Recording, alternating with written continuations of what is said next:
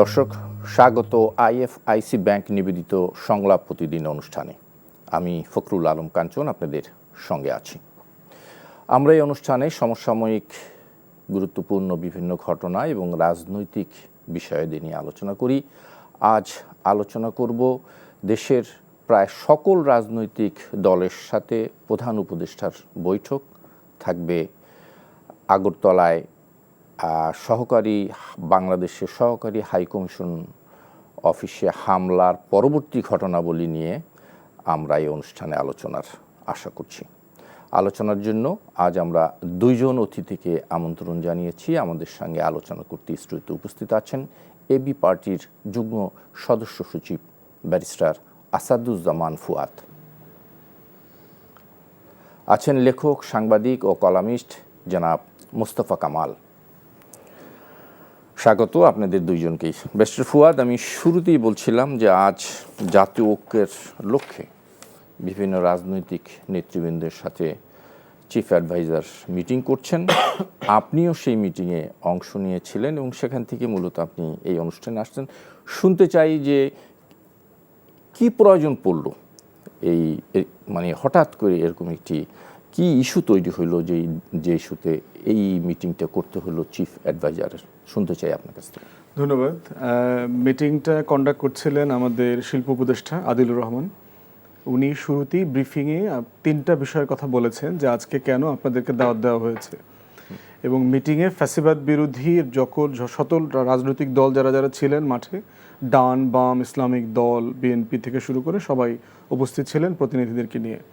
তিনটা বিষয়ের ভিতরে বলেছে যে বাংলাদেশ রাষ্ট্রকে নিয়ে গত 3-3.5 মাসে ইন্টারন্যাশনালি যে পরিমাণ প্রোপাগান্ডা হচ্ছে এবং চট করে ফিরে আসার যে ব্যাপারগুলো আছে, অরাজকতা চলছে, সেই বিষয়ে কিছু করণীয় আছে কিনা।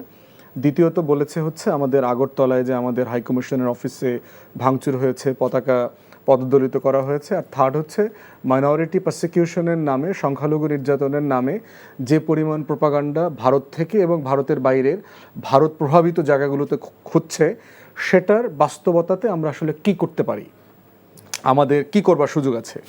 তো আমি যখন বের হয়ে এসেছি এবং প্রফেসর ইউনূসও তারপরে একটা আপনার ভূমিকা দিয়েছেন, মোটামুটি একই লাইনে বলেছেন যে বাংলাদেশ রাষ্ট্রে গণ অভ্যুত্থানের পরে আমরা যেখানে এসছি আমাদেরকে বাধ্য করা হচ্ছে আমরা যেন আবার আগের অবস্থায় ফিরে যাই, সেই ফ্যাসিবাদী আমলে ফিরে যাই। এবং আমাদের মতো একটা উদার মনা যে টিম, একটা প্রোগ্রেসিভ টিম যেখানে মহিলারা আছে, যারা মানবাধিকার কর্মী হিসেবে পরিচিত, এই মানুষগুলো টিমটাকে কিভাবে একটা জঙ্গি অথবা একটা ইসলামিক সরকার শরিয়া দ্বারা পরিচালিত হবে, এখানে হিন্দু বিদ্বেষ, এই ধরনের একটা ট্যাগ দিয়ে আমাদের সরকারকে দেশে বিদেশে যেভাবে অপমানিত করা হচ্ছে, আমাদের বৈধতাকে চ্যালেঞ্জ করা হচ্ছে যে আমরা আসলে বৈধভাবে দায়িত্ব পালন করবার এখতিয়ার আছে কিনা, সেগুলো নিয়ে তিনি সবার কাছে আহ্বান জানিয়েছেন, আপনাদের খোলা মতামত চাই, আমরা কি করব, রাষ্ট্র আকারে কি করতে পারি। এইটা হচ্ছে মোটামুটি ভূমিকা। আমি যে পর্যায়ে চলে আসছি সেখানে আপনার রাজনৈতিক দলগুলো ইতিমধ্যে কথা বলা শুরু করেছে। যদিও নির্বাচন প্রাসঙ্গিক না, দু একটা রাজনৈতিক দল বলেছে যে ন্যূনতম সংস্কারের পরে আলটিমেটলি নির্বাচনের দিকে গেলে পরে এই সমস্যাগুলোর সমাধান হবে। দু একজন বলেছেন যে বাংলাদেশে সংস্কার যেটা চলছে এই সংস্কারের রোডম্যাপগুলো পরিষ্কার না। দু একজন বলার চেষ্টা করেছেন দু একটা মিনিস্ট্রিকে রেফার করে যে ওনাদের পারফরমেন্স, ওনাদের সার্ভিস, পার্টিকুলারলি আমাদের আইনশৃঙ্খলা বাহিনীর ভূমিকা, সেগুলো নিয়ে কথা বলেছেন। দু একটা রাজনৈতিক দল বলার চেষ্টা করেছেন যে বিদেশে আমাদের যাদের অ্যাম্বাসিগুলো আছে, এই অ্যাম্বাসিগুলোতে এখন পর্যন্ত ফ্যাসিবাদের দোসর যে সকল কর্মকর্তা কর্মচারীরা ছিল তারা ওখানে আছেন, তাদেরকে পরিবর্তন না করে এই প্রোপাগান্ডাকে অ্যাড্রেস করা বিদেশের মাটিতে সম্ভব হচ্ছে না।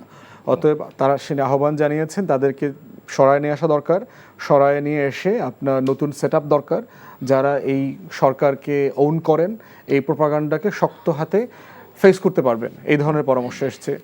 দু একজন রাজনৈতিক নেতা পরামর্শ দিয়েছেন যে ভারতের সাথে যে আমাদের হাইটেন টেনশন আছে, এই টেনশনটাকে ইজ করবার জন্য কোথায় কোথায় ডায়ালগের সুযোগ আছে সেইটা আমাদেরকে দেখা দরকার।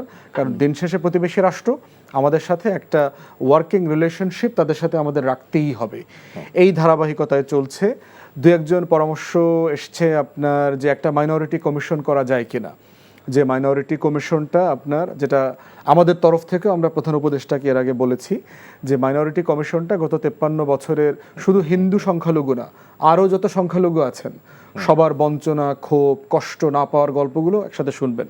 এবং পার্টিকুলারলি গত 3 মাসের কনটেক্সটে 16 বছরের বিবেচনায় মাইনরিটিরা আসলে কেমন আছেন এই চিত্রগুলো ফুটিয়ে তোলা দরকার। পিআরের ব্যাপারে আসছে যে সরকার খুব স্ট্রং প্রোপাগান্ডাটাকে কাউন্টার করবার জন্য কোনো সেল করে নাই, করা উচিত কিনা এটার ব্যাপারে কথা আসছে। সো রাফলি এটা হচ্ছে আপনার 5টা পর্যন্ত মিটিংয়ের যে সামারি আর কি। জি, কিন্তু আমার আমার জানার আগ্রহ ছিল যে এই যে একটা অবস্থা তৈরি হলো, এই অবস্থার বিপরীতে এরকম একটি জাতীয় ঐক্যর লক্ষ্যে এরকম একটি সমাবেশ বা সকল রাজনৈতিক দলকে নিয়ে যেই আয়োজন, আমরা এটি প্রথম দেখলাম। কিন্তু একসাথে হয়তো সবাইকে নিয়ে কখনো বসা হয়েছে বলে আমি জানি না, আলাদাভাবে রাজনৈতিক দলগুলোর সাথে বসেছেন। একটা বিষয় হচ্ছে যে সংকটের মাত্রা মোতাবেক আপনার পদক্ষেপ নেওয়া হয়। তো গত 3-3.5 মাস থেকে আমরা যেগুলো অরাজকতাগুলো দেখেছি, বিভিন্ন ইস্যুতে ওনারা রাজনৈতিক দলগুলোর সাথে সংলাপ করেছেন, কথা বলেছেন। সেটি করেছি, কিন্তু আমার জানার আগ্রহ হলো যে এই যে ক্রাইসিসটা, এই ক্রাইসিসটার মূলে কি, কেন এই ক্রাইসিসটা মানে সৃষ্টি হচ্ছে? বলা হচ্ছে যে ভারতীয় বিভিন্ন মিডিয়ার মানে প্রোপাগান্ডা, ইসকন ইস্যুতে চিন্ময় দাসকে গ্রেপ্তারের ঘটনা, বলা হচ্ছে যে আগরতলায় হাই কমিশন অফিসে হামলার পরবর্তী ঘটনা প্রভাব আমাদের এইখানে একটা জাতীয় ঐক্যের প্রয়োজন বলেই মনে করা হচ্ছে, এবং সেই জন্যই এই আয়োজন। সার্টেনলি, এবং সবগুলো রাজনৈতিক দলের নেতারা কিন্তু এই কথা বলেছেন যে বাংলাদেশের স্বাধীনতা, সার্বভৌমত্ব, জাতীয় স্বার্থের ব্যাপারে আমরা আপনাদের সাথে আছি এবং আপনারা যত পদক্ষেপ নেবেন এগুলোকে আমরা সমর্থন করব। পাশাপাশি ওনাদের পরামর্শ দিয়েছেন। বোধ করছি এই আয়োজনগুলো সবাইকে নিয়ে বসবার আয়োজনটা 3 মাস আগে থেকেই শুরু হওয়া দরকার ছিল, টাইম টু টাইম। যদি 1-2 সপ্তাহ পরে অথবা মাসে হলেও একবার বসতো, তাহলে যেটা হচ্ছে রাজনৈতিক দলগুলো অনেক সময় মনে করেন যে সরকার আমাদের পরামর্শ নিচ্ছে না, সরকার আমাদের কাছ থেকে কোনো মতামত নিচ্ছে না। তো রাজনৈতিক দলগুলোর সাথে এই গ্যাপটা জাতীয় ঐক্যের ক্ষেত্রে অন্তরায়। দেরিতে বুঝলেও আমরা ওনাদেরকে স্বাগত জানাচ্ছি যে আপনারা এই মিটিংটা আয়োজন করেছেন, এবং অন্তর্বর্তীকালীন সরকারকে আমরা আহ্বান করব এই ধরনের মিটিংয়ের ফ্রিকোয়েন্সিটা বাড়ানো দরকার। তাহলে জাতীয় ঐক্য প্রতিষ্ঠার যে লড়াই, এই লড়াইটা আরো বেগবান হবে। জি, নিশ্চয়ই আপনার কাছে আসবো। জনাব মুস্তফা কামাল, আমরা এই মুহূর্তে আমরা বুঝতে পারছি যে এক ধরনের ভারতীয় তথ্য সন্ত্রাস বা তথ্য আগ্রাসনে আমাদের এই বাংলাদেশের ভূখণ্ডের নানা তথ্য মিথ্যা অপপ্রচার দিয়ে এক ধরনের জর্জরিত করে রেখেছে। তো এই তথ্য সন্ত্রাসের মোকাবিলা আসলে কি করণীয় মনে করছেন, বা এই তথ্য সন্ত্রাসগুলি ছড়াচ্ছে কেন? জি, ধন্যবাদ আপনাকে। ধন্যবাদ আমার সহ আলোচক, অত্যন্ত স্পষ্ট কথা বলার মানুষ ব্যারিস্টার ফুয়াদ। ভারত যেটা করছে বা সামনে আরও করবে, সেটা কিন্তু না বোঝার মতো বিষয় নয়। কারণ বাংলাদেশ আজ থেকে 3-3.5 মাস আগের বাংলাদেশ আর এখনকার বাংলাদেশ, অথবা আমি যদি এভাবে বলি, শেখ হাসিনা যুক্ত বাংলাদেশ আর শেখ হাসিনা মুক্ত বাংলাদেশ, এই দুটার মধ্যে কিন্তু তফাৎ আকাশে আর পাতালে, বা আরও বেশি যদি ওই ধরনের কোনো তফাৎ থেকে থাকে। তারপর ভারত এখানে তার পছন্দসই, খাস পছন্দ, তাও জেনাতনা পছন্দ না, ওই রকম সরকার চেয়েছে, পেয়েছে, কিন্তু গলদ বেঁধেছে, টিকিয়ে রাখতে পারেনি, যেটা তাদের জন্য ছিল অবিশ্বাস্য। ভারতের ইতিহাসে এ ধরনের আঘাত, এ ধরনের লজ্জা খুব কম। আবার আমরা বলি বা বলে আসছি অনেক দিন যে আমাদের 3 দিকে ভারত, এভাবে বলতাম। আর এখন বাস্তবে হচ্ছে ভারতের 4 দিকে তার শত্রু, তার ভিন্ন মতাদর্শী সরকার। এতে করে যে বেদনা ভারত সইছে, সেটা ভারতের কিছু সাম্প্রতিক কাজকর্মের নমুনায় আমরা স্পষ্ট দেখি। আমরা বরাবর বলতাম, বা বিশেষ করে রাজনৈতিক বিশ্লেষক বা কূটনীতিক বিশ্লেষক যারা বলতো যে ভারত বড় চিকন বুদ্ধিওয়ালা, চাণক্য কূটনীতি খুব ভালো বোঝে। কিন্তু গত কয়েকদিন আপনি দেখেন তাদের প্রত্যেকটা কূটনীতি চিকন তো নয়, মোটা তো নয়, ক্ষেত্র বিশেষে গোয়ার গোবিন্দপনা আমরা দেখছি। আপনি দেখেন ওখানে আমাদের হাই কমিশনে হামলা, যেসব বক্তব্য, বাংলাদেশ থেকে এই ধরনের কোনো মন্তব্য কিন্তু এখন পর্যন্ত করা হয়নি। এটি কিন্তু চারটিখানি বিষয় নয়, ভারত পেঁয়াজ নিয়েও কথা বলে, রসুন নিয়েও কথা বলে, পাহাড়েও যায়, বন্যা আসলে আরও কিছু পানি ছেড়ে দেয়। এরপরে অবশিষ্ট কাজ ছিল শেখ হাসিনাকে এখানে পাঠানো, সেটা নিজেরা না বলে ওনাকে দিয়ে বলে বা বলায়, হুট করে চলে যাওয়াকে চট করে পাঠিয়ে দেবেন। তো আবার সাবেক প্রধানমন্ত্রীর জন্য শব্দ এগুলো মানায়, এগুলো ছাড়া ওনার বক্তব্য পরিষ্কার হয় না, হুট করে চট করে টুস করে। তো এরকম একটা অবস্থায় তারা বুঝতেই চাচ্ছে না, অথবা বুঝে শুনেই এখানে একটা প্যানিক তৈরি করার চেষ্টা করছে। সর্বশেষ এলো চিন্ময় তাদের প্রভুজি বা গুরুজি, একটা আইটেমের মতো থ্রো করে দিল এখানে। তো এই নিয়ে তাদের যে অ্যাকশনগুলো সীমান্তে, গরু বন্ধ করেছে, এখন পেঁয়াজ রসুন বন্ধ করবে, কখন আখাউড়া সীমান্তের কথা বলে, এক একটা কিন্তু এক একদিন থ্রো করে তারা। মাঝে দিয়ে কয়েকদিন পাহাড়ে করেছে, পাহাড় ছেড়ে সমতলে চলে আসে, সাভারে চলে যায় গার্মেন্টস সেক্টরে, মাঝে নারায়ণগঞ্জ একটু নোঙ্গর করে। এরকম একটা অবস্থার মধ্যে, যেটা আমাদের জন্য অবশ্যই উদ্বেগের বিষয়, যেমন আবার আশাবাদী হওয়ার মতো বিষয়ও আছে। এই জায়গায় যে ভারত তার যে চরিত্র এবার বিশ্বে প্রচার করেছে বা প্রকাশ করেছে, ঠিক এমন নয় যে শুধু আমাদের বদনামগুলোই ছাড়ছে। তারা তাদের কথায়, কাজে, আচরণে, বিশ্ব গণমাধ্যমে কিন্তু তাদের এইসব অ্যাক্টিভিটিজও আসছে। সর্বশেষ মমতা বন্দ্যোপাধ্যায় যেসব শব্দ ব্যবহার করলেন, আমরা সচরাচর দুজনের আলোচনায় ওইসব শব্দ ব্যবহার করি না, আমাদের সাবেক মাননীয় প্রধানমন্ত্রী করেন, ওটা মানায় ভালো, কাছাকাছি। এগুলো করতে গিয়ে তাদের কিন্তু এক ধরনের উলঙ্গপনা প্রকাশ করে ফেলেছে। আর বিপরীতে আসেন এখানে আমাদের দুটা দল নিয়ে বা দুটা মহল নিয়ে একটু উদ্বেগ থাকে বরাবরই। ঘটনা না থাকলে আমরা একটু উদ্বিগ্ন থাকি যে জামাত নেতারা সবসময় একটু আক্রমণাত্মক বক্তব্য রাখেন, হেফাজতে ইসলাম সহ তারা শুধু আক্রমণাত্মক বক্তব্যই রাখেন না, তারা মাঝে মধ্যে এদিক সেদিকও হয়ে যান। আমাদের এখানে একটা কথা আছে যে বাপ ডাকিয়ে ছাড়া। তো যেহেতু সাবেক প্রধানমন্ত্রী নারী, তাকে তো আর বাপ ডাকা যাবে না, মা ডাকিয়েও ছেড়েছেন কিন্তু তাদেরকে দিয়ে, যে এই মা আমাদের জননী, কি জননী, কৌমি জননী, তিনি পারেন ওটা।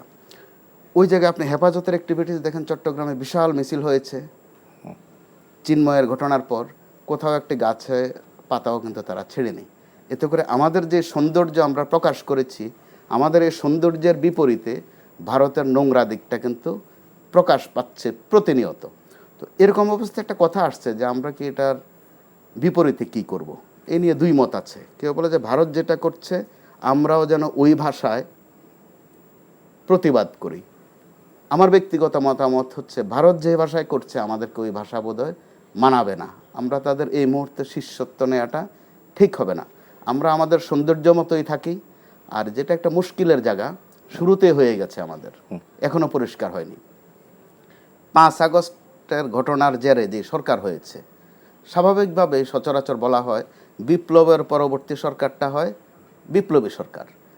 এবার কিন্তু আদতে স্বভাবে বৈশিষ্ট্যে বিপ্লবী সরকার হয়নি, এটা বোঝাপড়ার সরকার, সমঝোতার সরকার, তাতে কি কোনো গণতান্ত্রিক সরকার। মানে কোনো সমস্যা হচ্ছে? অবশ্যই সমস্যা হচ্ছে। আমরা কখনো কখনো খুব বিপ্লবী সিদ্ধান্ত চাচ্ছি, কিন্তু এই সরকার তো বিপ্লবী নয়।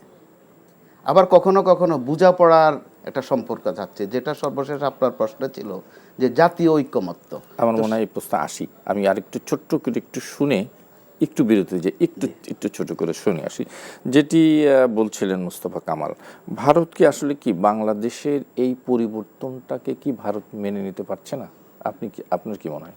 ভারতের গত ৭৭ বছরের ইতিহাসে তার বিদেশ নীতি কিন্তু একটা ডিজাস্টার। তার কোনো সাকসেসফুল বিদেশ নীতি প্রমাণিত হয়নি। একমাত্র একটা সফলতা ধরা হয় ভারতের বিদেশ নীতিতে, সেটা হচ্ছে পাকিস্তানকে বিভক্ত করা 1971 সালে। এই বিভক্তির ব্যাপারে কিন্তু ভারতেও গোয়েন্দা সংস্থা, সিভিল সোসাইটিতে, একাডেমিতে কিন্তু ভিন্ন মত ছিল। একটা ডিসেন্টিং মত ছিল যে আমরা কি একটা পাকিস্তান ভেঙে দুইটা পাকিস্তান করছি কিনা, এবং একটা বিশাল সংখ্যক ছিল যারা ইন্দিরা গান্ধীর বিরুদ্ধে কিন্তু তখন প্রতিবাদ করেছে যে এই ইন্দিরা আমাদেরকে শুধু পশ্চিম সীমান্তে বিপদে রাখবে না, পূর্ব সীমান্তে আমাদেরকে বিপদে ফেলছে। তো সেই জায়গায় যদি আপনি দেখেন, তার এই মহল্লাতে, যেটা মুস্তাফা ভাই কারেক্টলি পয়েন্ট আউট করেছেন, তার এই মহল্লাতে একটা রাষ্ট্র নাই যে তার সাথে ফ্রেন্ডলি রিলেশনশিপে আছে। পাকিস্তান বলেন, চীন বলেন, আফগানিস্তান বলেন, বাংলাদেশ মানে বলেন, সাউথ নেপাল এশিয়ায় কোনো বলেন, মানে কোনো ভুটান, দেশের সাথে তার সম্পর্ক শ্রীলঙ্কা, মালদ্বীপ। এখন ধরেন আমরা পাকিস্তানিরা না হয় মুসলমান দেশ, মালদ্বীপ মুসলমান দেশ, নেপাল তো হিন্দু রাষ্ট্র, তাহলে তার সাথে তার লড়াইয়ের বোঝাপড়া কোথায়? ভুটান, সে তো হিন্দু রাষ্ট্র না হইলেও মুসলমান তো না, অ্যাটলিস্ট তার সাথে তার বোঝাপড়া রাষ্ট্র কোথায়? তো সেই জায়গাতে বুঝতে হবে যে একটা বিল্ডিং এর সকল প্রতিবেশী যখন আপনাকে অপছন্দ করে, সমস্যাটা প্রতিবেশীদের না, সমস্যাটা আপনার। কিন্তু ভারতের প্রবলেম হচ্ছে যে প্রত্যেকটা ফ্যাসিস্ট অ্যাডমিনিস্ট্রেশনের একটা ডিনায়াল স্টেজ থাকে। আপনি দেখবেন হাসিনা কি স্টেটে আছে, স্টেট অফ ডিনায়াল বলে যে আমি কোনো ভুল করি নাই, আমি সঠিক ছিলাম, আমি দেশের মানুষের জন্য এটা করছি, সেটা করছি, এটা করছি, ওইটা করছি, লুটপাট করছি, ডিজিটাল বানাইছি, সব করছি।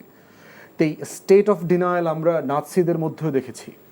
45 সালে যখন যুদ্ধের পরে বিচার হচ্ছে নুরেমবার্গ ট্রায়ালে, টোকিও ট্রায়ালে, ওই সকল ট্রায়ালে আসামিদের বক্তব্য দেখবেন আর আইসিটিতে জিয়াউল হাসানদের বক্তব্য দেখবেন একরকম।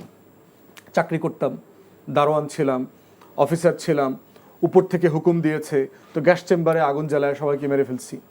জিয়াউল হাসানরা তাই বলছে, ভাই আমি তো চাকরি করি, আমাকে উপর থেকে বলছে এর মেরে ফেলতে, মেরে ফেলছি। তাহলে এই যে স্টেট অফ ডিনায়ালের জায়গাটা, এটা শুধু হাসিনা না, ইন্ডিয়ান অ্যাডমিনিস্ট্রেশনও করতেছে।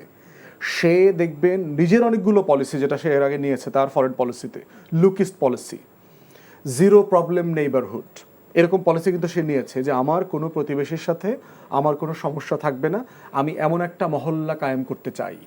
কিন্তু সে করতে পারে নাই, কারণ তার জিরো প্রবলেমের যে নীতিমালা, এটার সাথে আবার অখণ্ড ভারতের নীতিমালাটা তো যায় না, কন্ট্রাডিক্ট করে। অতএব তার ইন্টারনাল অ্যাডমিনিস্ট্রেশনটাই হচ্ছে একটা মানে একটা একটা অপোজিট ডাইরেকশনে আছে। আপনি দেখেন আপনার এই যে নতুন সংসদ ভবন উদ্বোধন করলো সম্ভবত 22-এ, সেখানে সে একটা অখণ্ড ভারতের ম্যাপ এখানে জুড়ে দিয়েছে। প্রশ্ন হচ্ছে আপনি যদি মনে মনে চানও যে আপনি একদিন বাংলাদেশটা দখল করে নেবেন, কোনো গর্ধপত এই জিনিসটাকে প্রকাশ্যে আনবে না, আপনি গোপনে রাখতে পারেন। যেভাবে ওয়ার অন টেররের সময় আমরা দেখেছি যে সিআইএ ডকুমেন্টেশনে, পেন্টাগনের ডকুমেন্টেশন আসছে, তারা 7টা মুসলিম রাষ্ট্র ধ্বংস করে দেবে, কিন্তু কখনো তো পাবলিক স্টেটমেন্টে হোয়াইট হাউস থেকে, স্টেট ডিপার্টমেন্ট থেকে এটা বলে নাই যে আমি ইরান অ্যাটাক করব, ইরাক অ্যাটাক করব, লেবাননে যুদ্ধ বাধাই দিব, সিরিয়াতে যুদ্ধ বাধাই দিব, সুদানে সিভিল ওয়ার বাধাই দিব, তো বলে নাই তো, কিন্তু সেটা করেছে। লিবিয়াতে ধ্বংস করে দেব, এটা সে মানে করে নাই। তাহলে ভারত কত ইম্যাচিওর, মানে মোসা ভাই যেটা রেফার করেছে যে একটা প্রাইমারি লেভেলে সে সিচুয়েশন হ্যান্ডেল করছে, কিন্তু সে মনে মনে আকাঙ্ক্ষা করে জাতিসংঘে নিরাপত্তা পরিষদের সদস্য হবে, সে সুপার পাওয়ার হবে।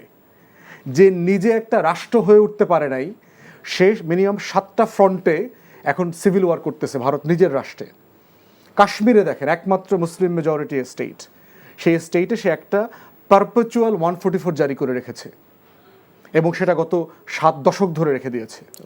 আপনি আসামে দেখেন, সে এমন একটা রাষ্ট্র সে নিজের নাগরিকদেরকে নাগরিকহীন করে ফেলছে, প্রায় 47 লক্ষ মানুষকে।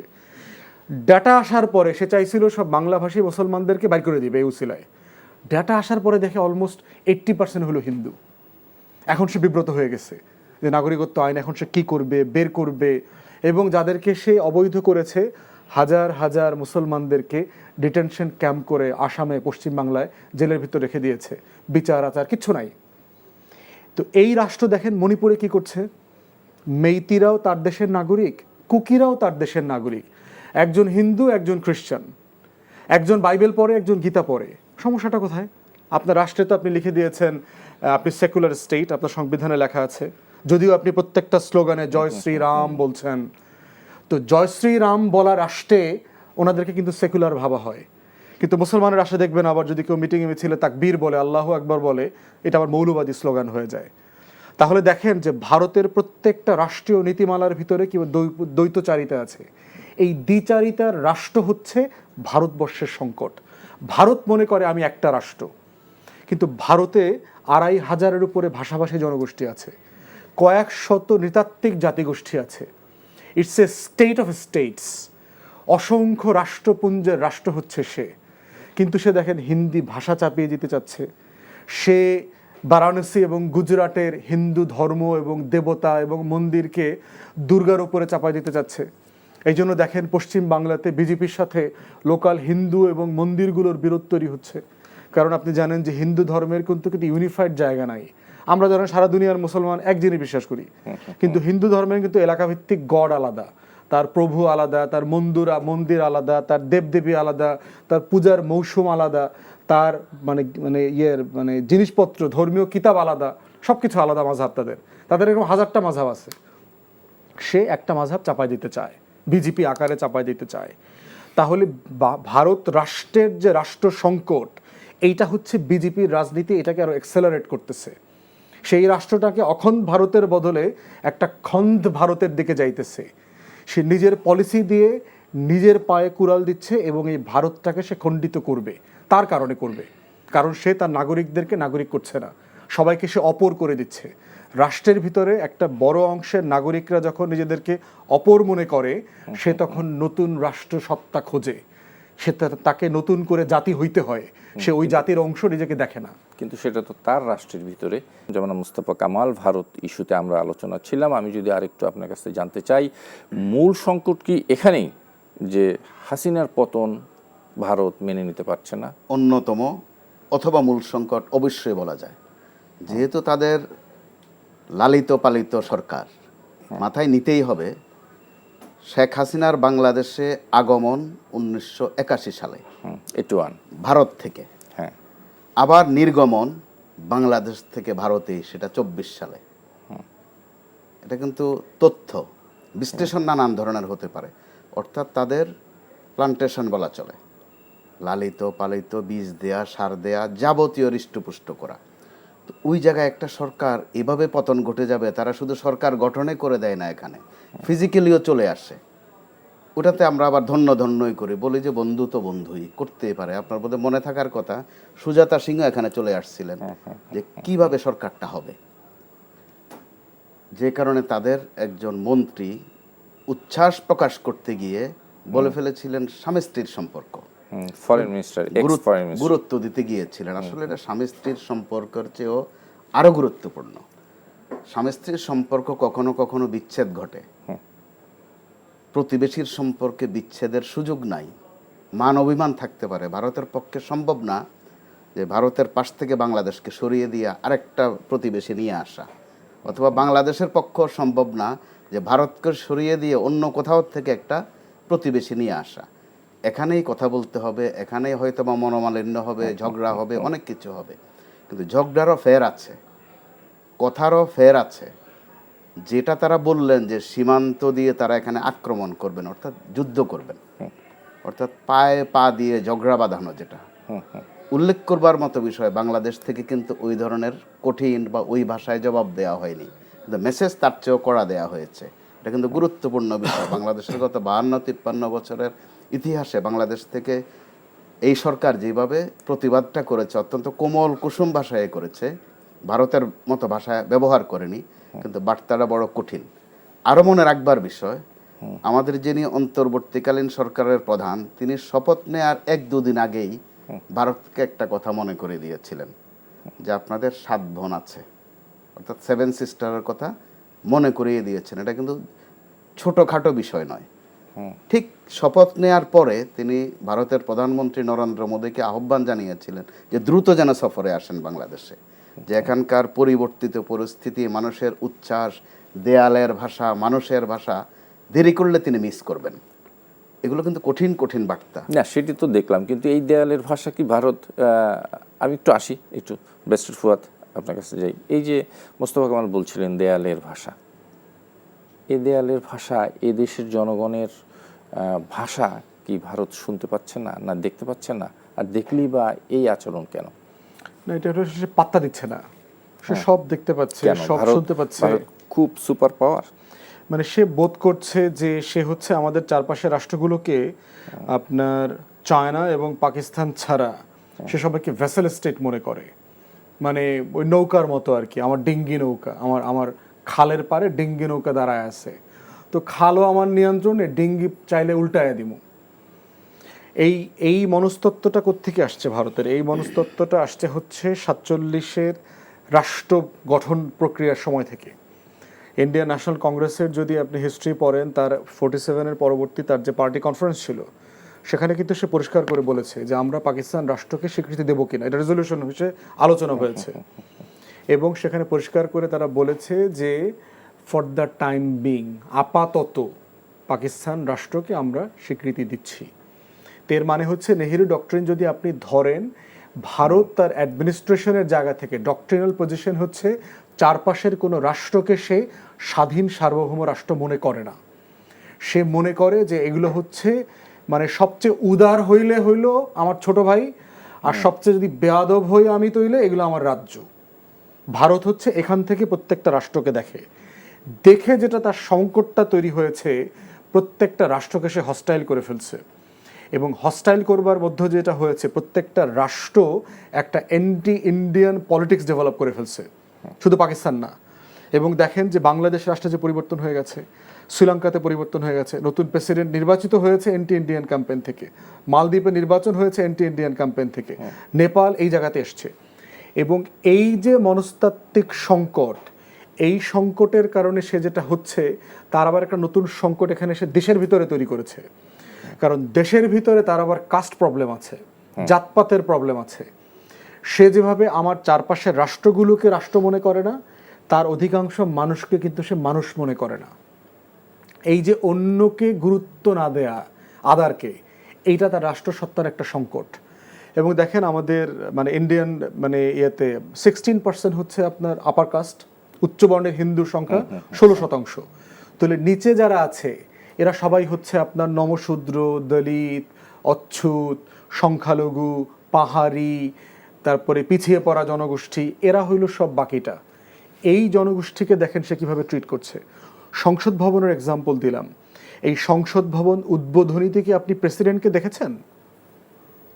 ভারতের প্রেসিডেন্টকে দাওয়াত দেওয়া হয়, যেহেতু সে নিম্নবর্ণের পাহাড়ি গোত্রীয় মহিলা, তাকে সংসদ ভবন উদ্বোধনের দিন দাওয়াত দেওয়া হয়নি। এবং এটার প্রতিবাদে কংগ্রেস কিন্তু উদ্বোধনী অনুষ্ঠান প্রত্যাখ্যান করেছিল। তাহলে ৭৭ বছর পরে একটা সোকল সেকুলার স্টেট যে সুপার পাওয়ার হইতে চায়, দুনিয়ার 6th অথবা 7th লার্জেস্ট ইকোনমি, সে মনস্তত্ত্বে কোথায় রয়ে গেছে? সে তো আসলে 400 বছর পুরাতন আমলে সে মৌর্য সাম্রাজ্যে বসবাস করছে। সে তো রাষ্ট্রই হয়ে ওঠে না এখনো, যে তার প্রেসিডেন্টকে রেকগনাইজ করে না। তাহলে ভারতের রাষ্ট্রসত্তার অসংখ্য সংকট আছে। It's a fracture nation. এই নেশনটা ঘুণ পোকার মতো আপনার ভিতরে ক্ষয়ে পড়ে গেছে। মনে হচ্ছে বাইরে থেকে অনেক সুপার পাওয়ার। আমি আমার ক্ষুদ্র ইতিহাসের পড়ালেখায় বলছি, ভারত কোনোদিন সুপার পাওয়ার হইতে পারবে না। কারণ হচ্ছে যে তার নিজের রাষ্ট্রসত্তাকে ইউনিফাইড রাখতে পারবে না, সে কোনোদিন অন্যদের নেতা হইতে পারবে না। সুপার পাওয়ার মানে কি? আপনি আপনার মহল্লার নেতা হবেন, আপনার উপজেলার নেতা হবেন, আপনার জেলার নেতা হবেন, আপনার দেশের নেতা হবেন। এভাবেই তো আপনি সুপার পাওয়ার হবেন। আপনার দেশের ভিতরেই তো আপনাকে কেউ রাষ্ট্রকে রাষ্ট্র মনে করে না। আপনি দেখেন 7 সিস্টার্সের স্বাধীনতার আন্দোলন চলছে, দক্ষিণ ভারত মনে করছে, প্রায় দক্ষিণ ভারতের পুরোটা, আপনি কেরালা বলেন, তামিলনাড়ু বলেন, কর্ণাটকা বলেন, তারপরে গুজরাটের কিছু অংশ বলেন, এরা সবাই বোধ করে যে আমাদের টাকা দিয়ে কেন আমরা উত্তর ভারতের এই গরিব মানুষগুলোকে চালাবো, কি দরকার? তারা কিন্তু ইতিমধ্যে এটা ফিল করা শুরু করেছে। অতএব সেই জায়গাতে বোধ করতে হবে যে ভারত রাষ্ট্র কিন্তু অলরেডি ফ্র্যাকচার্ড হয়ে গেছে। তার যে একটা সেকুলার অবয়ব ছিল সেটা কিন্তু এখন আর নাই। আম্বেদকরের কনস্টিটিউশনটা তাকে এই কয়েক বছর বাঁচায় রাখছে, কিন্তু বিজেপির রাজনীতি যদি কন্টিনিউ করে, এই রাষ্ট্র থাকবে না। এর জন্য কেউ দায়ী না, এটার জন্য শতভাগ দায় হলো তার নিজের। এই ক্ষেত্রে ফুয়াদ ভাই যেটা বললেন যে ভারত পাত্তা দিচ্ছে না, অবশ্যই পাত্তা দিচ্ছে না, কিন্তু পাশাপাশি বিশ্লেষণ করলে দাঁড়ায় ভারত ভয় পাচ্ছে, সেটাও দাঁড়ায়, টেন্সের মধ্যে আছে। নইলে তার দেশের হাসপাতালে বাংলাদেশিদের চিকিৎসা দেয়া হবে না, হোটেলে ভাত খেতে দেয়া হবে না। অত্যন্ত আমাদের গ্রাম বাংলা যেটা বলে যে বাজারি ঝগড়া, ঘাটলার ঝগড়া, এই পর্যায়ে যায় না একটা দেশ। আবার যে শব্দটা উচ্চারণ করেছে, যুদ্ধ বা আমাদের সীমান্ত পাড়ে দিয়ে তারা ঢুকে পড়বে, বলার জন্যই বলে থাকুক আর বলেছে, তো সেটাও তাদের মতো নিশ্চয়ই তারা আমাদের চেয়ে ভালো জানে। তাদের কিন্তু এভাবে শ্রীলঙ্কায় ক্ষণিকের জন্য ঢুকে পড়ার একটা ইতিহাস আছে, পরিণতি বড় বাজে হয়েছে। পাকিস্তানে ঢুকে পড়ার ইতিহাস আছে, বড় করুণ। মাঝে মধ্যে আমাদের কুমিল্লার পাশে ব্রাহ্মণবাড়িয়া স্টাইলে চীনে ঢুকে পড়ার চেষ্টা করেছে। আমাদের ব্রাহ্মণবাড়িয়ার লোকেরা মাঝে মধ্যে এদিক ওদিক ঢুকে যা করার করে চলে আসে, মার খেলেও তারা মনে করে এটাই একটা অংশ। চীনে ওই রকমটা করার চেষ্টা করেছে, কি পরিণতি ভোগ করেছে তারা কিন্তু জানে। যুদ্ধ দামামা বাজিয়েছে, শেষ পর্যন্ত যুদ্ধ বাঁধেনি, মার খেয়েছে। মিয়ানমারের সাথেও একবার করেছে। তো ওগুলো নিশ্চয়ই তারা মনে রাখবে। আর যদি মনে না রেখে থাকে তাহলে উল্টাপাল্টা কথা নিশ্চয়ই, যেটা আমরাও বলেছি, পালাবো না অর্থই হচ্ছে পালাবো। যারা বুঝ জ্ঞান আছে তারা কিন্তু আগেই পালিয়ে গেছে, যে এই বুঝি পালানো শুরু হলো। তো ভারতের মধ্যেও কিন্তু এখন এই ধরনের একটা নিষ্ঠুরতা আমরা দেখছি। আর যেটা খুব বেশি করে দেখছি, গত মাস তিনেকে, মাত্র 2-3 দিন আগে আমরা পার্বত্য শান্ত চুক্তি দিবস পালন করেছি কোনো আয়োজন ছাড়াই। সেখানে আপনি দেখেন নতুন করে শান্তি বাহিনীর যেই পরবর্তী গোষ্ঠীগুলো নানান নামে, সর্বশেষ KNF বা কুকিচিন, সুন্দর সুন্দর নামে, এরা কিন্তু একই জিনিস, জড়োয়া ভাই, জাত ভাই, এরা একে অন্যের চেনে। এক গ্রুপ আরেক গ্রুপের অস্ত্র ব্যবহার করে, তাদেরকে কঠোর হাতে দমন করতে হয়েছে। যেটা খেয়াল করবার মতো বিষয়, নির্দিষ্ট কয়েকটি গণমাধ্যম আমাদের এখানে খুব সুন্দর করে একটা সাবজেক্ট ওখানে অনুপ্রবেশ করায় যে ওখান থেকে সেনাবাহিনী প্রত্যাহার করতে হবে। তাদের বেদনাটা কিন্তু বড় পরিষ্কার, যে সেনাবাহিনী থাকলে তারা এখানে ওই উৎপাতটা করতে পারে না। এটা ভিন্ন মোড়কে সামনে নিয়ে আসে। আবার ভূমি ব্যবস্থাপনা নিয়ে কথা বলে, এমনভাবে বলে যে অপাহাড়ি, অর্থাৎ সাধারণ বাঙালিরা গিয়ে ওখানে দখল করে, বুঝি না, ওইরকম কোনো ঘটনা নাই। আমার ওখানে একটু কাজ করার অভিজ্ঞতা আছে। আমরা ওখানে গিয়ে জমিন কিনতে পারবো না, তারা কিন্তু পারবে এবং পারছেও। কিন্তু সেটাকে ঢাকতে গিয়ে তারা অন্যভাবে কথা বলছে, কখনো কুকিচিন, কখনো শান্তি বাহিনী, নাম শান্তি, বাস্তবে অর্থ গোটাটা উল্টা। অশান্তির যত ফ্যাক্টরি আছে ওখানে, সাম্প্রতিক সময় তাদের আবার যে তৎপরতা, গহীন জঙ্গলের প্রশিক্ষণ, এগুলো কিন্তু আমাদের জন্য একটু উদ্বেগজনক। পাশাপাশি ভারতের অসহায়ত্ব প্রকাশ পাচ্ছে, যে তারা ডিস্টার্ব করার হেন উইন্ডো নাই, হেন দরজা জানালা নাই যেখানে ঢু না মারছে। আমার মনে হয় এই বিষয় নিয়ে আরও একটু আলোচনা করব, যে এই যে একটা ডিস্টার্ব করার যে একটা মানে প্রবণতা, আমাদের কি করণীয়। ব্যারিস্টার ফুয়াদ, আমার সাথে একটু এই দেশের পরিস্থিতি নিয়ে একটু আলোচনা করতে চাই। আমরা দেখলাম যে বেশ কিছু ঘটনায় আমাদের রাজনৈতিক নেতৃবৃন্দ কথা বলেছেন, ইসকন ইস্যু, চিন্ময় গ্রেপ্তার সহ নানা ইস্যুতে। আসলেই যে কথাটা ভারতের বিভিন্ন প্রচার মাধ্যম দাবি করছে, বলছে যে সংখ্যালঘুদের উপর নির্যাতন হচ্ছে, আমরা কিন্তু ইতিপূর্বে এই যে শেখ হাসিনার আমলে কিন্তু কোনো এই ধরনের কোনো অভিযোগ তারা দেয়নি। আসলেই আমাদের দেশের চিত্রটা আসলে কি, আপনি কি মানে বলবেন? দেখেন, বাংলাদেশে সুশাসনের একটা ঘাটতি তো রয়ে গেছে, রাষ্ট্রীয় প্রতিষ্ঠান দুর্বল, আমাদের এ ব্যাপারে কোনো সন্দেহ নাই। এবং সেক্ষেত্রে সবার অধিকারই লঙ্ঘিত হচ্ছে। আপনি সেটা মুসলমান বলেন, হিন্দু বলেন, বিচার পাওয়া, পুলিশের কাছে যাওয়া, জমির দলিল করা, প্রত্যেক জায়গাতে কিন্তু হেনস্থা হচ্ছে বাংলাদেশের মানুষ। কিন্তু সেটা হিন্দু আকারে হচ্ছে না, বাংলাদেশি আকারে হচ্ছে, কারণ আমার প্রতিষ্ঠান দুর্বল। দ্বিতীয় কথা হচ্ছে যে মাইনরিটিরা কি লঙ্ঘিত হচ্ছে না তাদের অধিকার? সার্টেনলি হচ্ছে। বাংলাদেশে প্রচুর সংখ্যালঘু নির্যাতন হয়েছে।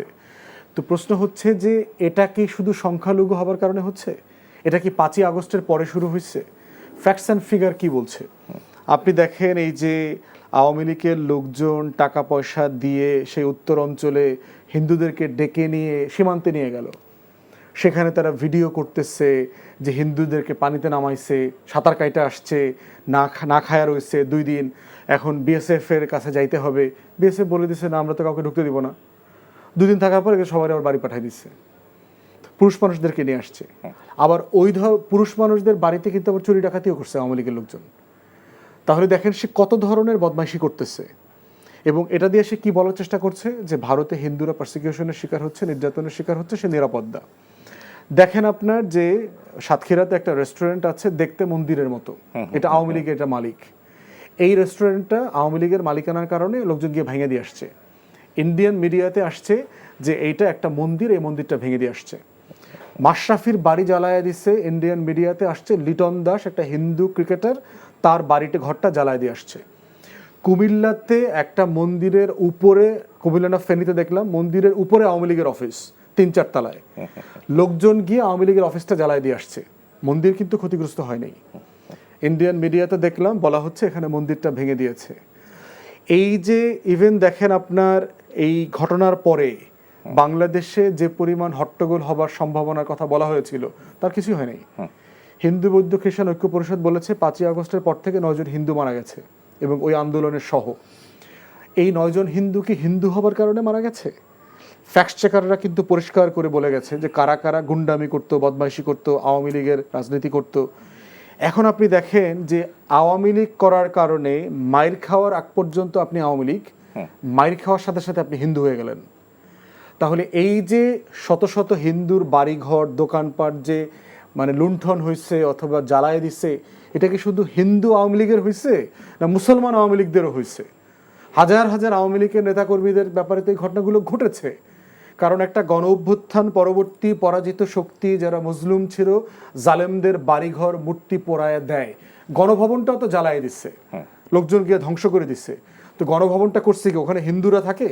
হিন্দু বৌদ্ধ খ্রিস্টান ঐক্য পরিষদ চিন্ময় দ্বারা থাকতো বলে ওখানে জ্বালাই দিচ্ছে? কেন জ্বালাই দিচ্ছে? তাহলে এই ফ্যাক্টস ফাইন্ডিংটা পরিষ্কার করতে হবে। বাংলাদেশের হিন্দুদেরকে দিল্লি এবং কলকাতা বাংলাদেশি হতে দিচ্ছে না। গত 53 বছর ধরে আমরা দেখলাম এই মাইনরিটি পলিটিক্সটা করছে সে আওয়ামী লীগকে দিয়ে। এবং দেখেন হিন্দু মহাজোটের যিনি নেতা গোবিন্দ প্রামাণিক কিন্তু পরিষ্কার করে বলেছে যে গত 23 সালের পূজাতে, দুর্গা পূজায় 23 না 24টা মন্দির অ্যাটাক হয়েছে। ওনারা প্রেস কনফারেন্স করে বলছে, তখন হিন্দু বৌদ্ধ খ্রিস্টান ঐক্য পরিষদ এবং এই ইসকনরা মিলে আবার কাউন্টার প্রেস কনফারেন্স করে বলছে যে না ভারতে মানে বাংলাদেশে মাইনরিটি কোনো সমস্যা নাই, সবাই খুব ভালো আছে। কোনো বিচার কিন্তু হয় নাই। এই গণ অভ্যুত্থানে 9 জন হিন্দু শহীদ হয়েছেন আন্দোলন লড়াইতে করে। ভারত তো একটা স্টেটমেন্ট দেয় নাই। 1700 মানুষের কথা নয় বাদই দিলাম, এই 9 জন তো হিন্দু ছিল, দেয় নাই তো। তাহলে আমার দেশের সংকট আছে, আমার দেশে গভর্নেন্সের প্রবলেম আছে, অধিকারের লঙ্ঘনের ঘটনা আছে। আমরা যেটা বারবার বলেছি, একটা মাইনরিটি কমিশন করেন, সংখ্যালঘু কমিশন করেন, সকল সংখ্যালঘুদের বঞ্চনার গল্পটা জানেন, রাষ্ট্র আকারে এটা অ্যাড্রেস করেন। কারণ আপনি যখন তার অধিকারটা প্রাতিষ্ঠানিকভাবে ফিরিয়ে দেবেন তখন গল্পটা, গুজবটা আর বাজারে থাকবে না। ভারত কিন্তু গুজবে চ্যাম্পিয়ন দেশ, সারা দুনিয়ার গ্লোবাল রিপোর্ট কিন্তু তাই। কিন্তু আমাদেরও একটা স্ট্রং পাওয়ারফুল পিয়ার টিম দরকার শুধু সত্যটা তুলে ধরবার জন্য। সেক্ষেত্রে আমার আহ্বান হচ্ছে, বাংলাদেশি হিন্দুরা আপনারা কথা বলেন। বাংলাদেশের অধিকাংশ হিন্দু নেতারা হচ্ছে মতলববাজ হিন্দু। এটা আওয়ামী লীগের দালালি করবে, সরকারের শত শত কোটি টাকা লুটপাট করে খাবে, সাধারণ হিন্দুদেরকে বিপদে ফেলবে। এই হিন্দু নেতারা কিন্তু কেউ নাই। গত 16 বছর যাদেরকে আপনারা প্রেসে দেখছেন, কোনো গুপ্ত, ভট্টাচার্য, বন্দ্যোপাধ্যায়, চট্টোপাধ্যায় কেউ কিন্তু নাই, সব পলাতক, সব ভারতে চলে গেছে। কিন্তু কাদেরকে বিপদে ফেলে গেছে? আমার আপনার মতো সাধারণ গরিব খেটে খাওয়া হিন্দুদেরকে। এই নমশূদ্র হিন্দুরা বাংলাদেশের নাগরিক। অতএব রাষ্ট্রের একটা দায় আছে মতলববাজ হিন্দুদের থেকে জেনুইন বাংলাদেশি হিন্দু নাগরিকদেরকে প্রোটেক্ট করা, তার স্বার্থ রক্ষা করা। অতএব হিন্দু নেতাদের একটা দায়িত্ব এই সময়টাতে বাংলাদেশি আকারে আপনার লড়াইটা জারি রাখেন। কোথায় কোথায় আপনার অধিকার লঙ্ঘিত হয়েছে আপনি আওয়াজ তোলেন, আমরা যাব, মিডিয়া যাবে, সব বাংলাদেশ আপনাদের সাথে। কিন্তু দিল্লির গোলামি করবেন না, আপনারা বাংলাদেশি হন। মোস্তফা কামাল নিশ্চয় বলবেন এই বিষয়ে। আপনার সাথে আর একটু বলবো যে একটা শক্তিশালী একটা পিআরের কথা বলেছেন। জি, দুটা বিষয় এখানে। এই প্রোপাগান্ডার প্রথমত বিষয়টা হচ্ছে ধর্ম দিয়ে সংখ্যা লঘু বা গুরু, আমি ব্যক্তিগতভাবে সেটার বিরুদ্ধে। যদি আমাদের লঘু গুরু এইভাবে মাপা হতো, দুষ্ট আর ভালো, অথবা গণতন্ত্রপন্থী গণতন্ত্র বিরোধী, কিন্তু আমরা ঘটনাচক্রে বা অনিবার্যভাবে ধর্ম দিয়ে লঘু গুরু নির্ণয় করছি এবং সেটার মধ্যে একটা রাজনীতি আছে। এই রাজনীতিতে আবার চ্যাম্পিয়ন হচ্ছে আওয়ামী লীগ, যেটা সারা বরাবরে করে এসেছে। তারা বছরে বিভিন্ন উৎসব পার্বণে নানান স্লোগানও দেয়, আবার বলে ধর্মীয় সম্প্রীতির কথা।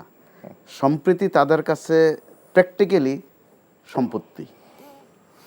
সম্প্রীতি আর সম্পত্তি শুনতে কাছাকাছি মনে হয়, তাদের চোখে থাকে কিন্তু সম্পত্তি। এই ক্ষেত্রে আমি একটা তথ্য দিতে পারি, বা পিআরের প্রশ্নে আপনি যেটা বলছেন গণমাধ্যম করতে পারে।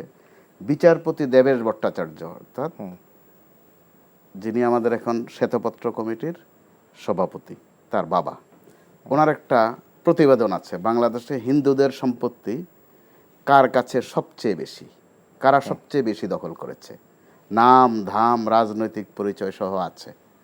আমরা হয়তো সেটা সহযোগিতা নিতে পারি, সেটা অপ্রকাশিত, কিন্তু আনুষ্ঠানিকভাবে প্রকাশ হয়নি। দেবপ্রিয় ভট্টাচার্যের বাবার করা এটা। এইগুলো একটা বিষয়। আর দ্বিতীয় বিষয় হচ্ছে, আমরা মুসলমানরা তুলনামূলক অনেক সভ্য, আছে দোষ ত্রুটি। ছোট্ট একটা ঘটনা আপনাকে বলি। কক্সবাজারে যখন ওসি প্রদীপের গুলিতে আমাদের মেজর সিনহা মারা গেলেন, আমরা কিন্তু বলিনি যে হিন্দুর গুলিতে মুসলমান মারা গেছে। আমাদের এখানে উগ্রবাদী আছে, তারাও কিন্তু চাইলে সেটা সামনে আনতে পারতো, আনেনি। অর্থাৎ মিনিমাম সভ্যতা ভদ্রতার একটা চর্চা আমাদের এখানে আছে। এখানে সবল দুর্বল, ক্ষমতাশালী আর ক্ষমতাহীন, বিষয়টা আসলে ওখানে। আর আপনি যেটা বলছেন পিআর বা জনসংযোগ, শুরু থেকে এই সরকারের কিন্তু জনসংযোগ বিষয়ে অথবা বৈজ্ঞাপনিক বিষয়ে তারা আকৃষ্ট না এবং বিরোধিতাও করেছেন। আমরা যেটা অভ্যস্ত হয়ে গেছি, একটা পুকুরে 3টা মাছ ফেলা হবে, 2টা গাছ লাগানো হবে, 3 দিন ধরে সেটার ক্যাম্পেইন করতে গিয়ে হই হই রই রই গোটা বাংলাদেশে। ওখানে গিয়ে এবার আপনি ইতিহাস শুনলেন আধা ঘন্টা, কার বাবা কী স্বপ্ন ছিল, কার ভাই কিভাবে মাছ পালতেন, কিভাবে গাছ লাগাতেন, কিভাবে ফুটবল খেলতেন। অবান্তর বিষয়ে 2-3 দিন কিন্তু চলতো। এই সরকার শুরুতে এসেই কিন্তু একটি কীভাবে আয়োজন করছে না, তারা মূলত কথা কম কাজের মধ্যে আছে। প্রধান উপদেষ্টা তো স্বয়ংই বলেছেন তার ছবি দিয়ে যেন এইসব বিজ্ঞাপন কেউ না করে। না সেটিতে গেল, কিন্তু যখন দ্বিতীয়ত এবার আনুষ্ঠানিকতা, আপনি দেখেন কতগুলো বিষয় আছে। এই সরকার শুরুতে একটা ফলাফল ঘোষণা হয়েছিল, আপনার মনে থাকার কথা, এসএসসির ফলাফল। আমরা কিভাবে অভ্যস্ত, এসএসসির ফলাফল হবে, 8-9 বোর্ডের চেয়ারম্যান সাহেব মহোদয়গণ আসবেন, ছবি দিবেন, পোজ দিবেন, স্ট্যাটাস দিবেন, মাননীয় প্রধানমন্ত্রীকে আদাব সালাম দিবেন। এরপরে যাবেন আরেক জায়গায়, ওখানে দীপমণি থাকবেন, আরেকটা সেশন হবে। কিন্তু এবার আপনি দেখেন 2 মিনিটের মধ্যে রেজাল্ট শেষ। আমরা কাউকে কিন্তু দেখিনি, আমরা দেখেছি রেজাল্ট, মানুষ রেজাল্ট দেখতে চায়।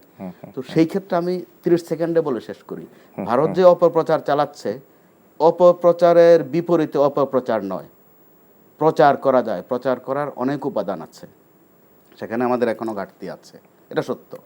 আপনি যেখানে ড্রামা তৈরি করছেন, কিছু লোককে ধরে নিয়ে আসছেন, হিন্দু সাজাচ্ছেন, ওখানে মুসলমানও আছে, এই তথ্য আছে। কিন্তু তাদের বাড়িঘরে হামলার নাটক তৈরি করছেন, দেখা গেল সেটা উদ্ধার হলো, কিন্তু পরবর্তী পদক্ষেপ বা অ্যাকশনটা কিন্তু আমরা দেখি না। আমাদের নাই এই কন্টিনিউশনটা আমাদের একেবারেই নাই। মিডিয়ারও হয়তো মানে এত দিকে নজর নাই, আর কোনো একটি পক্ষ সেটি যে দিচ্ছে না, চাচ্ছে না, বলছে না, এইটাও সত্য। এমন একদম শেষের দিকে আছি, একদম হাতে 1-2 মিনিট সময় আছে, আপনাকে শুনতে চাই। গতকাল, জি প্লিজ আপনার কথা আমি বলবো, ছোট্ট একটু বিষয় বলে নিচ্ছি। বৈষম্যবিরোধী ছাত্র আন্দোলন গতকাল চিফ অ্যাডভাইজারের সাথে দেখা করে ভারতের সাথে কি কি চুক্তি হয়েছে গত রেজিমে, তার প্রকাশের দাবি জানিয়েছেন। আপনার এই মতামত শুনবো আপনার কাছ থেকে এবং অনুষ্ঠান শেষ করব। একটা বিষয় হলো যে ইউজুয়ালি হচ্ছে যে আমাদের সংবিধানে বলে দেওয়া আছে যে কোনো বিদেশি রাষ্ট্রের সাথে যদি কোনো চুক্তি হয় সেগুলো সংসদে প্রকাশ করতে হবে, কিন্তু স্যাডলি এগুলো কখনো করা হয়নি। আর চুক্তির বাইরে হচ্ছে যে আপনার অনেক কিছু স্মারক দিয়ে করা হয়েছে, MOU, সংবিধানের ওই প্রভিশনটাকে অ্যাভয়েড করবার জন্য। আর চুক্তি স্মারক কিছুই করে নাই এমন গোপন জিনিসও প্রচুর করেছে। তো এই জন্য হচ্ছে যে একটা পাবলিক ইনকোয়ারি কমিশন এটা হতেই পারে, যেটা আমরা বারবার দাবি করেছি। আমরা ইতিমধ্যে দেখেছি যে বিভিন্ন চুক্তি কিন্তু ভেটিং করবার কমিটি করেছে, যেমন ধরেন কুইক রেন্টালের যত চুক্তি হয়েছে, জ্বালানি বিলের বিষয়ে যত চুক্তি হয়েছে, আদানির বিষয়ে যেটা চুক্তি হয়েছে, IT ডিপার্টমেন্টে যে সকল চুক্তি হয়েছে, এগুলো তারা ভেটিং করছে। তো সেক্ষেত্রে এটাও একটা গুরুত্বপূর্ণ জায়গা, তারা পাবলিকলি করবেন অথবা করবেন কিনা, কিন্তু চুক্তিগুলোকে রিভিউ করার দাবিটা খুবই ন্যায্য। জি, আর পিআরের বিষয় একদম সর্বশেষ, কি করা প্রয়োজন, এই লিমিটেশনের মধ্যেও আমাদের কি করতে পারে? একটা বিষয় হচ্ছে যেটা করা দরকার, সরকারকে বিদেশি অ্যাম্বাসিগুলোর ভেটিং করা দরকার। পাওয়ার ক্ষমতার ভরকেন্দ্র যেগুলো, Washington, London, Europe, Russia, Beijing, India, এই জায়গাগুলোতে কারা অ্যাম্বাসিতে আছেন, স্টাফ যারা, পুরোটা ওভারহলিং করা দরকার। আমরা কিন্তু দেখেছি যে অধিকাংশ জায়গাতে আগের লোকজনই আছে এখনো, এবং কারো ব্যাপারে কোনো শাস্তি টাস্তি আমরা দেখি নাই। দ্বিতীয়ত হচ্ছে যে প্রত্যেকটা অ্যাম্বাসিতে কিন্তু আপনার তথ্য কর্মকর্তা আছে, তারা আসলে কি করেন, তাদের কাজ কি। এরপরে হচ্ছে আমাদের প্রত্যেকটা মিনিস্ট্রিতে কিন্তু PRO বলে একটা পদ আছে, যেখানে তথ্য ক্যাডারের অথবা বাইরে থেকে নিয়ে পাবলিক রিলেশনস অফিসার আছে। এখন ম্যাক্সিমাম মানে তথ্য ক্যাডারের মানুষ, ইভেন 200-র উপরে আপনার PRO লোকজন আছে, বিভিন্ন জেলাতে উপজেলাতে কাজ করতেছে, চিফ অ্যাডভাইজারের অফিসে আছে। প্রবলেম হচ্ছে এই পুরাতন আমলের অ্যানালগ অফিসারদেরকে দিয়ে আপনি ডিজিটাল PR হ্যান্ডেল করতে পারবেন না। সেই জন্য আমরা বোধ করছি গণ অভ্যুত্থানে যারা অ্যাক্টিভ ছিলেন সোশ্যাল মিডিয়াতে, এমন তরুণ অ্যাক্টিভিস্টদেরকে মিসইনফরমেশন ডিসইনফরমেশন কীভাবে হ্যান্ডেল করতে হয় এটার প্রফেশনাল ট্রেনিং দরকার, ফ্যাক্ট চেকিংয়ের ট্রেনিং দরকার। প্রয়োজনে আমাদের যারা বিদেশি রাষ্ট্র আছেন, বন্ধু রাষ্ট্র আছেন, যারা আমাদেরকে হেল্প করতে চান, প্রফেশনাল সার্ভিস নিয়ে এই ট্রেনিংটা আয়োজন করা দরকার। 1000, 1500, 2000 ছেলে মেয়েদেরকে যদি আমরা ট্রেন করে ফেলতে পারি বাংলাতে এবং ইংরেজিতে, তাহলে আপনার এই অনলাইন প্রোপাগান্ডাটা কাউন্টার করবার জন্য একটা যথেষ্ট অস্ত্র আকারে তারা হাজির হবে। জি, মোস্তফা কামাল, একদম 30 সেকেন্ডে শুনি আমি শেষ করব। ওই ক্ষেত্রে আন্তরিকতার একটা প্রশ্ন আছে, যেটাকে আমরা বলি যে নিয়ত পরিষ্কার আছে কিনা। যদি নিয়ত পরিষ্কার থাকে, যারা আছেন তাদের মধ্যে বেছে বেছে অ্যাক্টিভ করা যায়। ফুয়াদ ভাই যে পরামর্শটা রেখেছেন ওখান থেকে আরও তাজা, একদম টসটসে তাজা যেটা বলে, যারা আমাদের ফিল্ডে ভূমিকা রেখেছে, এবার অবিশ্বাস্য রকমের সাফল্য দেখিয়েছে তথ্যের প্রশ্নে। পেশাদার আমাদের তথ্যকর্মীদের চেয়ে এই বৈষম্য বিরোধী ছাত্ররা ক্ষেত্র বিশেষে দেখা গেছে তথ্যে আরও ভরপুর এবং থ্রোয়িংও চমৎকার। সেক্ষেত্রে তাদেরকে একটু কাজে লাগানোর বিষয়টা ভাবা যেতেই পারে। নিশ্চয়ই। আমার মনে হয় আজকে আমার অনুষ্ঠান এখানেই শেষ করতে হবে। জনাব মোস্তফা কামাল, ব্যারিস্টার ফুয়াদ, আপনাদের দুজনকেই অনেক অনেক ধন্যবাদ। দর্শক, আপনাদেরকে ধন্যবাদ যারা এতক্ষণ আমাদের সঙ্গে ছিলেন। আগামী অনুষ্ঠানে আবার দেখা হবে। শুভরাত্রি।